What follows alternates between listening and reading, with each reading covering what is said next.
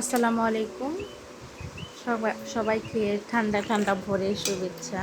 তো আজকে অনেক বৃষ্টি হচ্ছে সকালবেলা।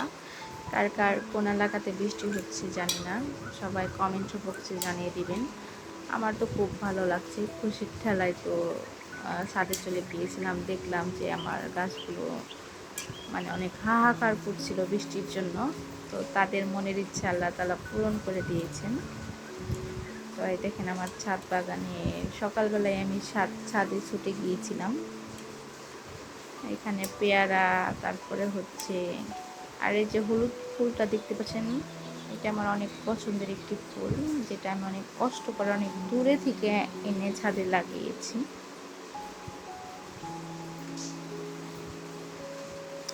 তো পেয়ারা গাছটা কিন্তু মাশাআল্লাহ ধীরে ধীরে বড় হচ্ছে, ফলও দিচ্ছে। এই তো